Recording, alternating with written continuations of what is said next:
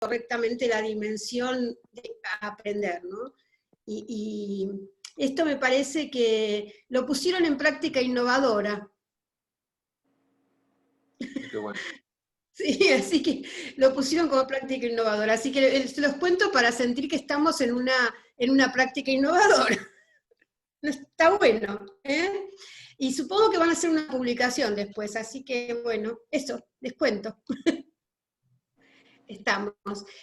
¿Falta alguien? Está faltando, además de Aixa, alguien más. Ah, Agustín. Traten de, vieron que les compartí el tema del compostaje domiciliario o el compostaje comunitario a nivel de barrio o a nivel de edificio, ¿no? Que ya se está iniciando en algunos barrios con el mismo método que estamos haciendo nosotros la investigación, pero con tambores de 200 litros. Y con un candado, está funcionando muy bien ahí en Chacarita, ¿sí?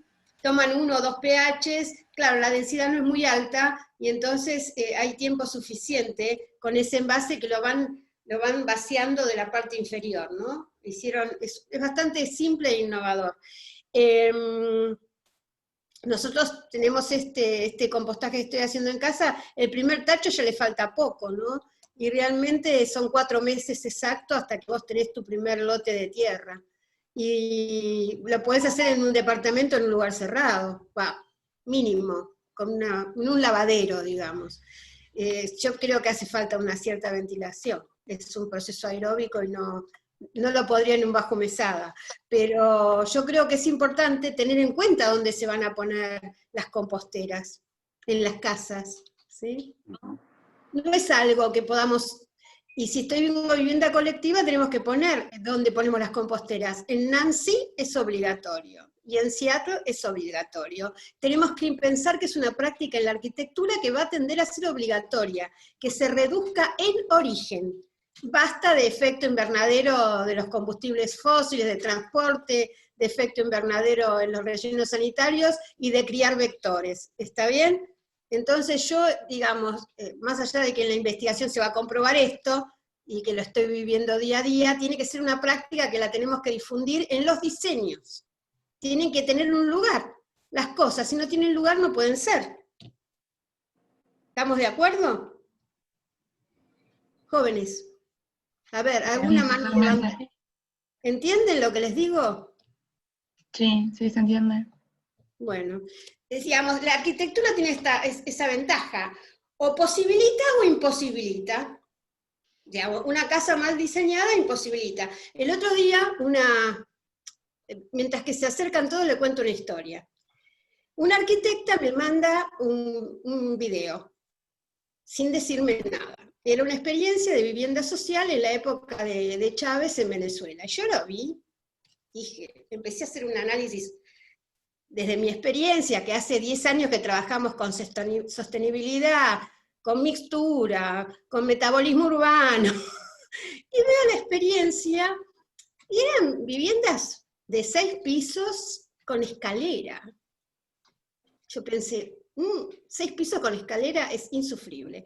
Y además una arquitectura pabellonaria, de pabellones, de tiras, que es obsoleta, es del racionalismo obsoleto. A raíz de ese tipo de vivienda fue que Heidegger escribió Construir y Habitar. Siempre me acuerdo, fue a raíz de eso que en el 50 y pico escribe Construir y Habitar, de ese hábitat sin espíritu, sin sentido. Entonces, ya vivimos un montón de críticas al hábitat de los pabellones. Si nosotros vemos la calidad que podía tener el conjunto Los Andes, o algunas propuestas de Tatiana Bilbao, o este ejemplo que les mandé, que por favor mírenlo, ese ejemplo de vivienda en Inglaterra que se llama Lilac, esta vivienda autogestionaria, o los ejemplos de la 341, todos los ejemplos de autogestión son maravillosos, porque cuando la gente se pone a proyectar su vivienda, a la gente le gustan las cosas lindas, ¿sí? Trata de tener el mayor espacio posible, la mayor independencia posible, tener expansión, ¿sí? ¿Está bien? Entonces, seamos generosos en los diseños pensando que la vivienda es para nosotros, ¿no?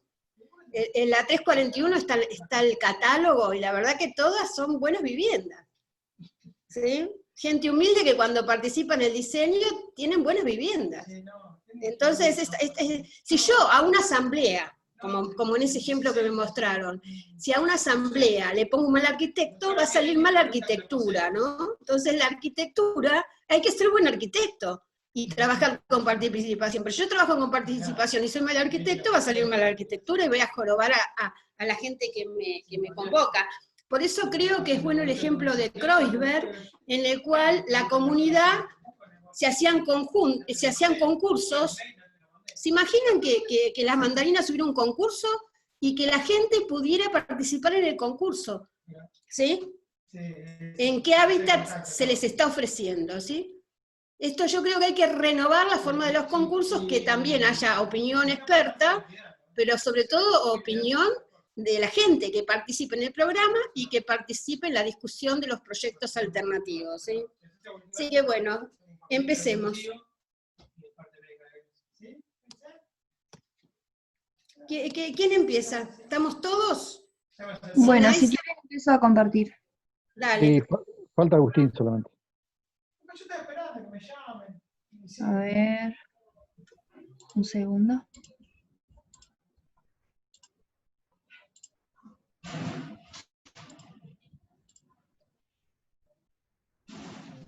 Se ve. Ahí sí. Voy a ir directamente a la parte nueva, digamos, ya para no repetir todo de nuevo. Bien. Entonces, agregué a este análisis que hice de dividir el polígono en 4, además le agrego una nueva parte, que es la parte 5, ¿no? Que se va a analizar y se va a Sí. aplicar otra escala ¿Cuánto te da el de tiempo de esta transitabilidad. línea? ¿Cuánto te da el tiempo de esta línea? Sí, eso es lo que voy a explicar ahora. Dale. Bueno, estos son, bueno, los polígonos de los sectores del polígono, ¿no? Y este es el nuevo al cual se le aplica una escala de transitabilidad 1, porque las veredas son estándar, o sea, 4 kilómetros por hora serían 66,5 metros por minuto. Después, para representarlo, lo represento de esta manera porque me parece que es lo más por ahí fácil de demostrar y entender. Por ejemplo, en la zona 1, para llegar hasta el centro, se puede ver que en la primera parte, para transitar la zona 1, son 21 minutos hasta llegar a la parte en magenta. La parte magenta es 1 hora transitada, hasta llegar hasta la Plaza Ramírez. En total serían 1 hora y 25. Muy bien. Y en la zona 2 serían 57 minutos. En la zona 3, 1 hora 25, y en la zona 4 también 57 minutos. Esos son los tiempos que me dieron. Muy bien. Me da más o menos que daría eso, da por lo menos 1 hora llegar al centro, sí. Yo siempre voy de la terminal caminando al centro, y esto es bastante más lejos, está bien 1 hora, ¿sí? Está bien. Y bien, eso fue lo que llegué a hacer. Muy bien. Para hoy. Y lo que me gustaría Dejo de ver, compartir. a ver, lo que tenían que corregir y después ver lo que es la matriz de evaluación, ¿no? Bueno.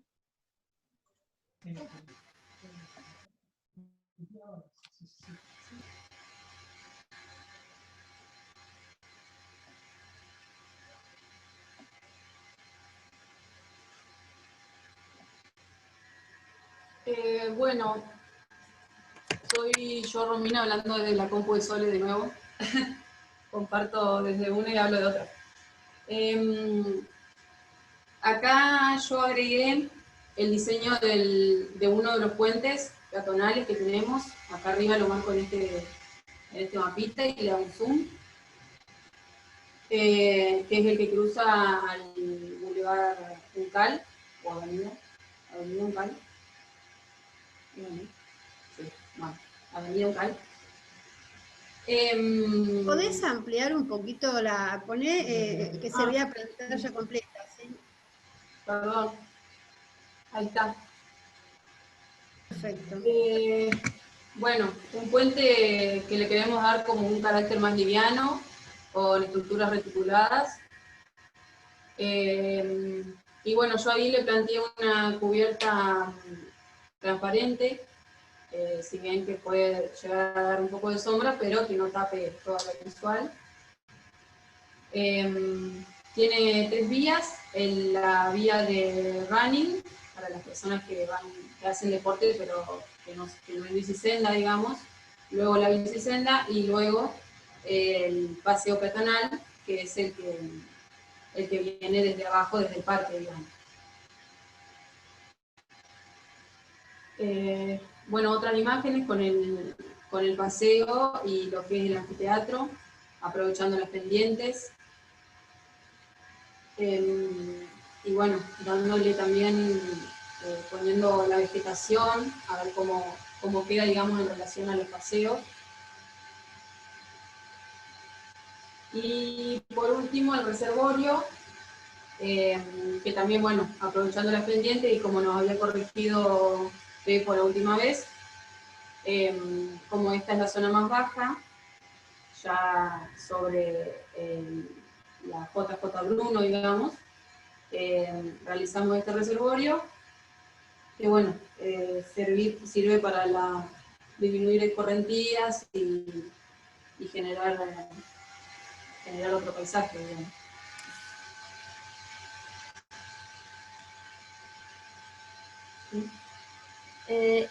Acá agregamos Pues acá también la tengo, parte... tengo acá algo que plantear, ¿no? ¿Se acuerdan que yo les mostré el puente sobre Dorrego, sobre la avenida Dorrego? El puente sobre la avenida Dorrego también es para runners, para gente que camina, para gente que anda en bicicleta, es todo más o menos mixto, ¿no? Pero no está dividido en sectores con unos elementos hormigonísticos, que la verdad que es terrible, le quita seguridad, le quita flexibilidad, por favor, sáquenle en esas cosas. No sé qué opina el resto de los docentes. Iba a decir lo mismo, pero no quería cortar la charla. Sí, Pero o esto sea, me parece que es si tremendo. si es una estructura liviana y parece ser una pasante de hormigón sostenido por eso, y además no se necesitan esos muros como para dividir un sector del otro, sino que es bicicleta y peatón solamente con pintura, eso se puede marcar fácilmente. Ah, bueno. Sí, pero además realmente no se ve liviano esa superficie. No, se ve toda una estructura de hormigón como que tiene una cobertura liviana por arriba, no que ese es el soporte de ese puente peatonal. Sí, Pregunto, ¿esa estructura metálica sería un puente colgante, diríamos? No, se sostiene con columnas articuladas también. Lo pensaba claro, así por... ahí abajo se lo ve, chicos, mírenlo. El tema es que... ¿Y qué es una cubierta? ¿Hay una cubierta arriba? Sí, es una cubierta transparente, sí. Claro, por ejemplo, les agrego, en el de Dorrego, que es una estructura liviana, ¿sí? El puente es metálico, y digamos, la acera por la que se transita es liviana. Ahí tiene una cobertura de un césped vegetal sintético, por ejemplo, ¿no?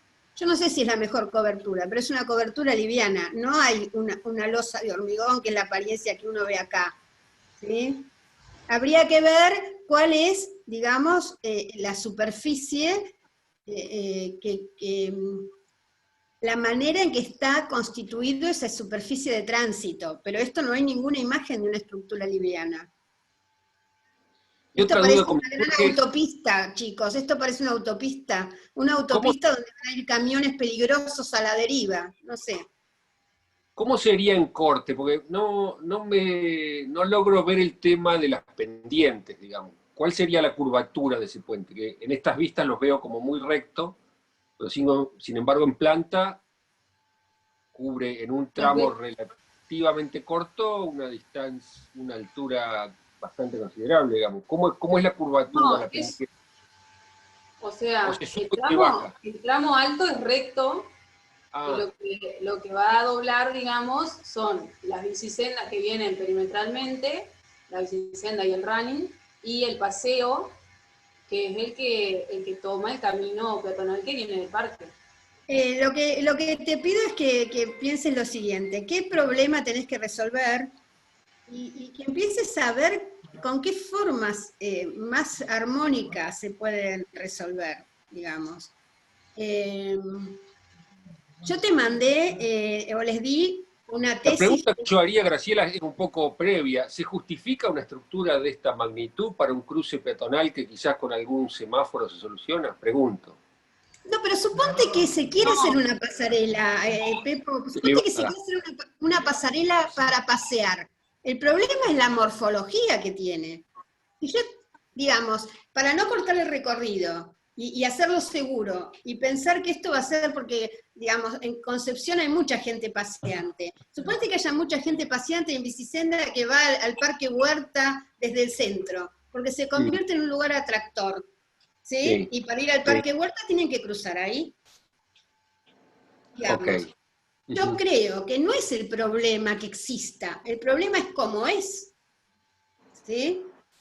¿Entendés? ¿Cómo es? Porque tiene que ser algo estético, tiene que ser algo flexible, tiene que ser algo liviano, ¿sí? Y que cubra esa luz con algún material que permita, porque además son runners o son, digamos, no va a haber ningún vehículo pesado que atraviese por ahí. Son personas o bicicletas, no va a haber otro tipo de, no va a haber motonetas tampoco. Entonces, yo les mandé todo un catálogo de una tesis que hizo una exploración también desde el paisaje de pasarelas. ¿Sí? Una tesis que está en alemán, pero las imágenes están en imágenes, en planos, hasta hay cálculos, ¿sí? Y también les puse el ejemplo, que es demasiado grande, porque la avenida Dorrego es demasiado, pero igual es un ejemplo de una buena solución, la del puente sobre la avenida Dorrego, ¿sí? Así que revisen esto. Me parece bien lograr la transitabilidad, pero revisen la solución, ¿sí? La solución al problema. ¿De acuerdo? Revísenlo. Bueno, Y ¿sí? tiene que ser flexible. Las 3 vías, cuando van por el puente, la gente va a tener cuidado, y a veces dividir no hace más seguro, porque ahí alguien se agarra a la bicicleta o se va de costado y se agarra con ese hormigón. Eso no es seguro, ¿sí? Bueno, sigamos. Acá lo que planteábamos era un lomo de burro extendido para la parte de la escuelita, que lo que hace es vincular lo que era el que mostrábamos en el master plan. A ver, es el sector número 9, el sector número 4, digo. Ese, que vincula el corredor con el circuito que planteábamos sobre el bulevar y la avenida.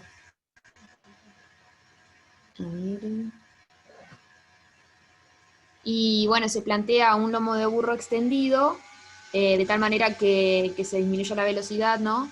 Y en este caso se produciría una recirculación de los vehículos, ya esta no sería no sé cómo, se lo utiliza como rotonda, ahí se dobla, ya no se doblaría, digamos, en auto, sino que esta pasaría a ser el vínculo entre los dos corredores y se pasaría a doblar por la siguiente plazoleta. Después, bueno, las direcciones de las calles quedan las mismas.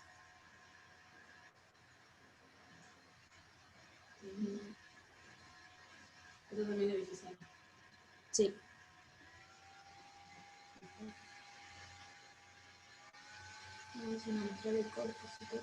Si hay comercios en esa zona para que integren el circuito de camino seguro. ¿Cómo? Sí, sí, hay mucho comercio ahí. Sí. Si hay comercio, sería bueno, si ustedes, a lo mejor si hay Street View, ver cuántos comercios podrían integrarse al camino seguro, porque el camino seguro es la señalización del camino, más comercios o lugares amigos de los niños, Ah, en sí, donde sí. si entren en una situación compleja, puedan acudir, ¿no? Sí.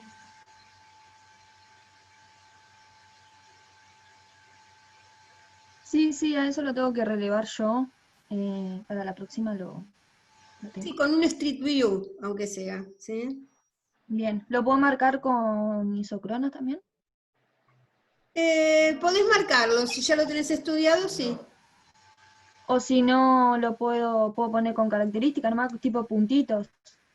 Sí, tipo puntitos y marcar con algún tipo de signo, comercio seguro, porque la idea es que los padres puedan dejar a los niños volver, saben que si hay alguna dificultad o si se encuentran en una situación confusa, tienen, digamos, gente que en el horario escolar va a estar pendiente, ¿sí? Esta es la gracia del camino seguro, es un proyecto comunitario, ¿sí? No es un proyecto vial. ¿Se entiende?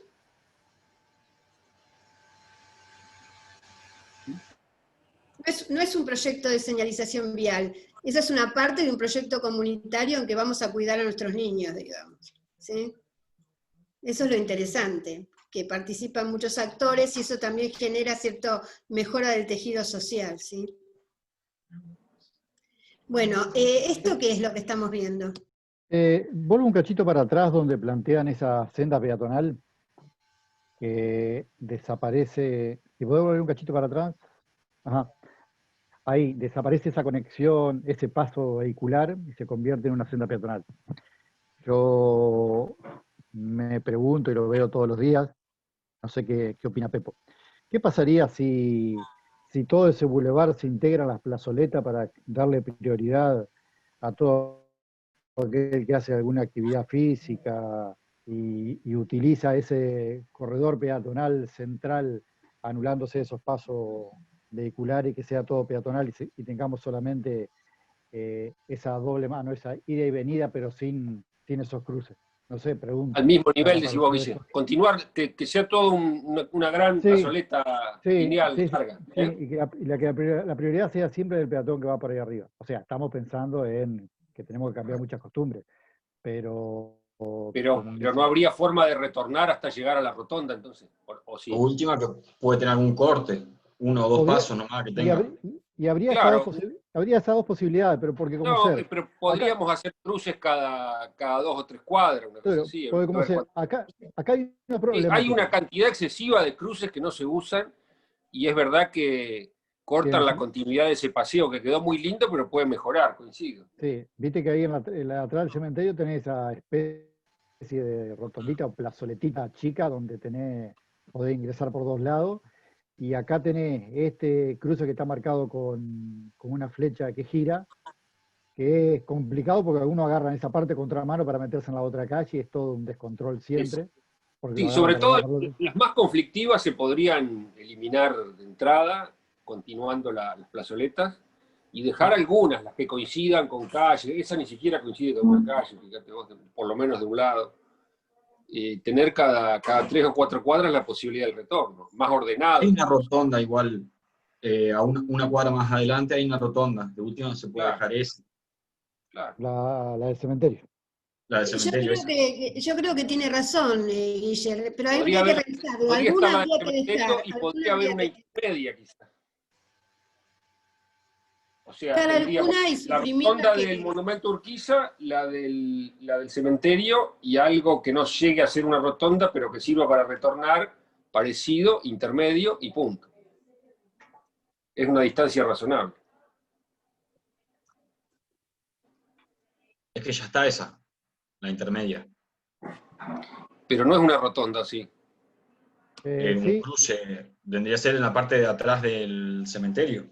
¿No tiene una imagen por ahí general? No.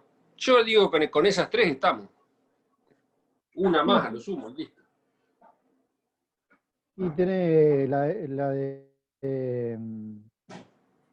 Monumento Urquiza, la de atrás del cementerio y la rotonda principal. Me parece que la de atrás del cementerio está promediando el trayecto ese. Sí, está promediando el trayecto.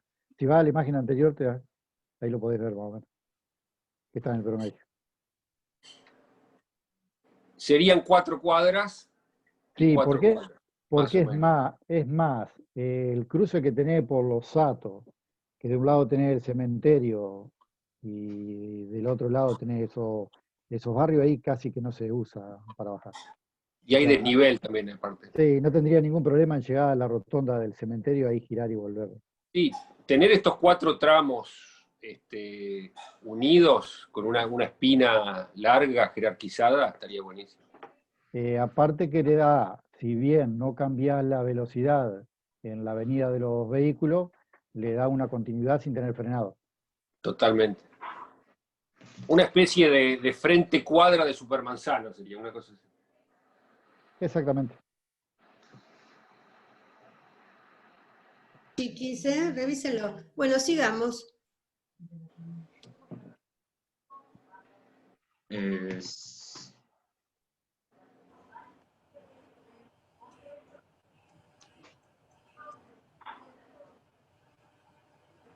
Bueno, acá lo que hicimos fue por ahí intensificar más en el detalle de cómo va a ser la conexión entre la cañada con el borde. Y bueno, ahí en rojo se marcó, las chicas marcaron lo que va a ser el paso peatonal, esquemáticamente.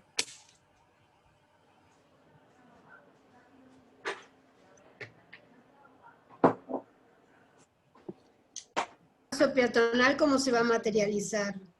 ¿Lo tienen pensado? Lo pensamos metálico también. Puente peatonal. Es simplemente una rampa, digamos. Sí, pero hay que pensar la estructura de la rampa, ¿no? Fíjense, puede ser metálico, puede ser de madera, ¿sí? ¿Qué luz tiene? No pensamos en madera por, no sé si se va a deteriorar, como está ahí en contacto con la cañada y a veces se inunda eso, no sé. Y bueno, pero puede ser digamos, el piso de madera dura y la... Después le voy a mandar algunos, bueno, algunos que son de madera, y me parece que en el catálogo que les di de pasarelas hay de madera también. Y ahí en el botánico... Digamos, de madera eran los tradicionales puentes de los jardines japoneses, ¿no? Y la madera dura. En el botánico de Curitiba, Graciela.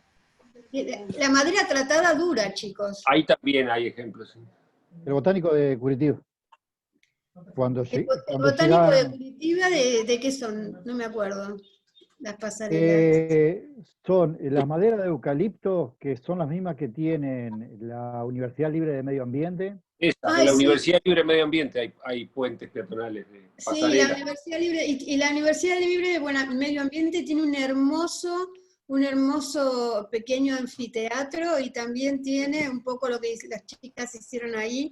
Ahora busco fotos. Sí, un pequeño, digamos, reservorio de agua o estabilizador de la escorrentía. Sí. Es un lugar muy mágico. Sigamos.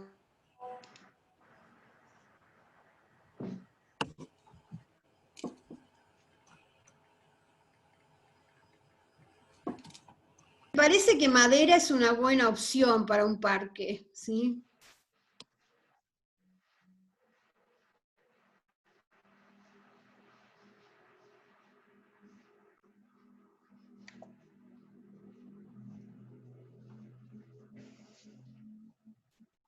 Ahí se ve. Se ve. Bueno, después se empezó también a trabajar en lo que es la cañada, y bueno, en ese corte que veíamos anteriormente, del corte que va a pasar del otro lado donde está el Facu, y por ahí se planteaban unos reservorios generando un espacio central que a su vez tenga la parte de compostajes, huertas, germinación en la parte del FAPU, y como que sea un lugar de acopio también con las huertas que van a estar en los triángulos, ya que si se sigue la línea de la cañada, terminaría en el paso peatonal que hablaban las chicas anteriormente por un lado, y por el otro terminaría en la calle Sarmiento, del otro lado del polígono, del lado sur del polígono, donde conectaría todo el cuadrante, ¿no? En un espacio más natural.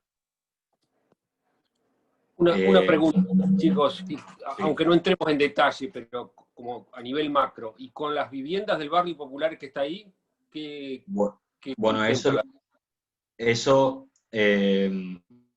tenemos que verlo, porque, bueno, tenemos que ver cómo va a llegar esa rampa que decían las chicas, tenemos que juntarnos a debatirlo, y también si esas personas se van a reubicar en algún centro de esa manzana también con viviendas agrupadas, que a su vez sirvan para trabajar en el mismo lugar, ¿no? Trabajar la tierra y esos espacios, porque se va a necesitar personal, o si se va a reubicar en otro sector y dejar ese espacio público.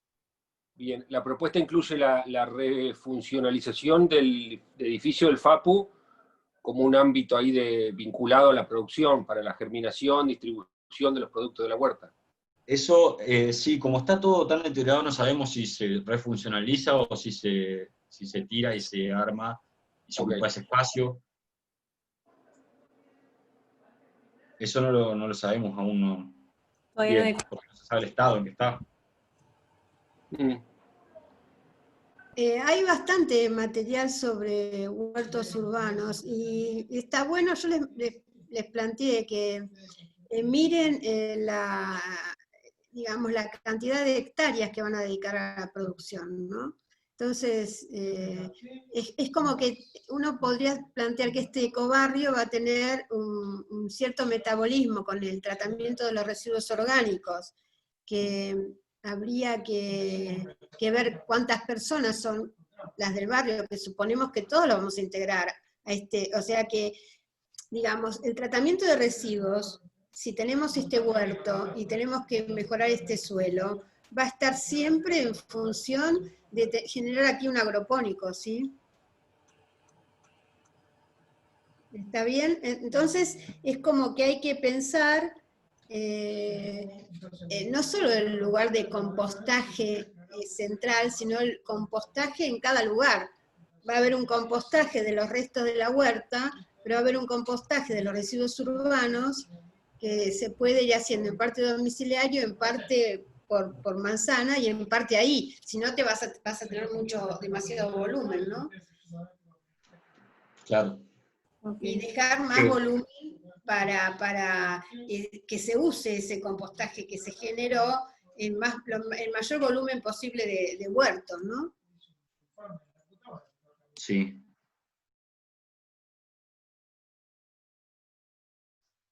Verde, hay que trabajarlo más, chicos. Sí, sí. También No, sí, hay que definir para ver si podía los funcionar equipamientos sociales, ¿no?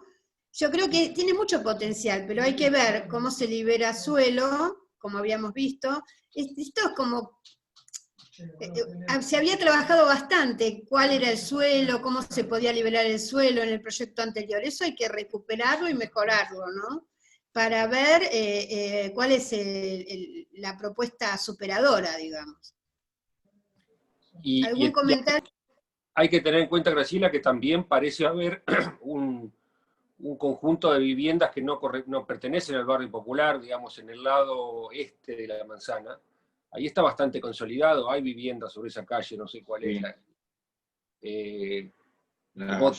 la propuesta para esta manzana, que es una manzana muy compleja porque incluye tejido residencial existente, un barrio popular, una instalación fabril abandonada, una cañada, o sea, una cuenca urbana, un barrio popular aparte particularmente complejo, en el que no nos metimos, ¿no? Pero bueno, por lo menos de afuera una propuesta mucho menos detallada que en las mandarinas, pero obviamente, ¿no? Pero, No, sí, por eso mismo es que por ahí capaz que todo lo de equipamiento y todo lo que se requería se ubicaba del lado oeste, sería de la cañada, y ese espacio residencial que quede como residencial mismo. Y la utilización de todo el equipamiento se ocupe en ese lado oeste. Ahí me parece que tienen que empezar por definir cuál es la traza, la pisada del barrio popular que está en azul en el mapa de barrios populares del RENAVAP, cuál es la pisada del barrio popular, porque eso por ley está declarado de interés público y sujeto a expropiación.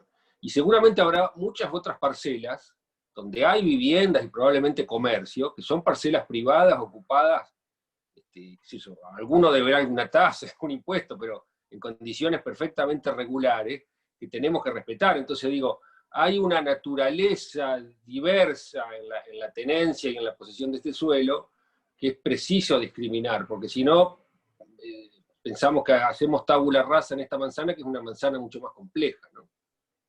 Coincido con esto, por lo menos hay que zonificar vivienda existente del barrio popular, sujeto a expropiación, o, digamos, a expropiación, digamos, a regularización, porque mismo